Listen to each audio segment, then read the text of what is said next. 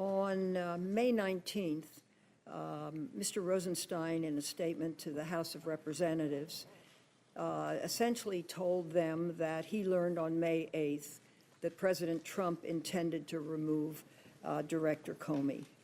When you wrote your letter on May 9, did you know that the president had already decided to fire Director Comey?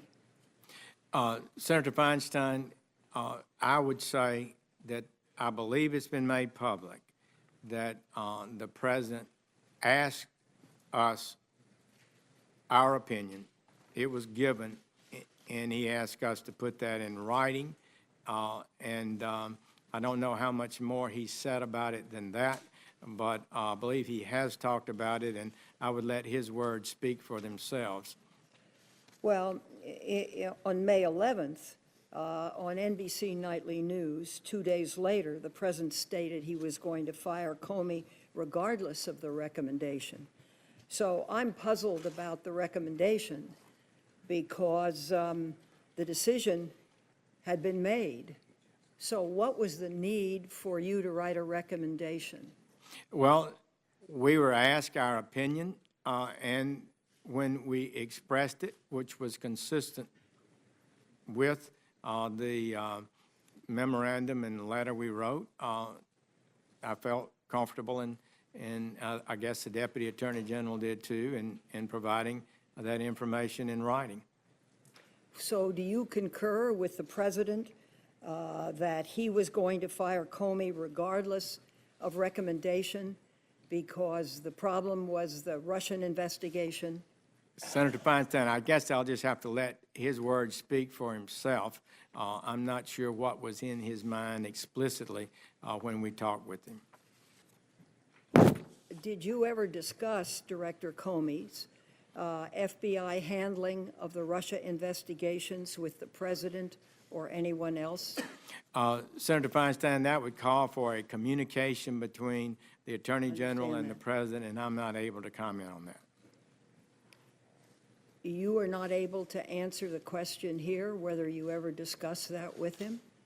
That's correct. And how do you view that, since you discussed his termination, why wouldn't you discuss the reasons?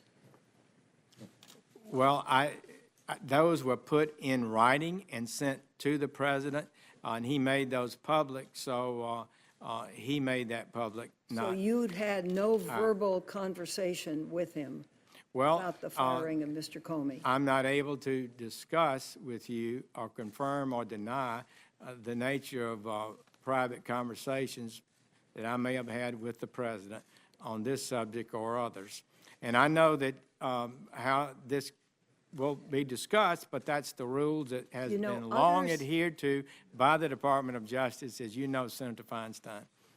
You're a longtime colleague, but we heard Mr. Coates and we heard Admiral Rogers say essentially the same thing, when it was easy just to say if the answer was no, no.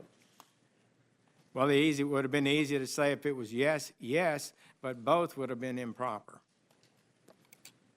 Okay. So how exactly were you involved in the termination of Director Comey?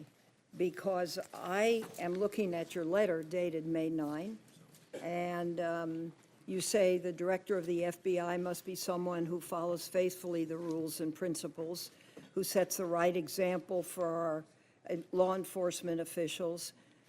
Therefore, I must recommend that you remove Director Comey and identify an experienced and qualified individual to lead the great men and women of the FBI.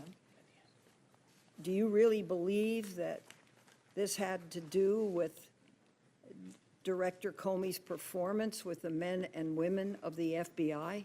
There was a clear view of mine and of Deputy Attorney General Rosenstein, as he set out at some length in his memoranda, which I adopted and sent forward to the president, that we had problems there, and it was my best judgment that a fresh start at the FBI was the appropriate thing to do.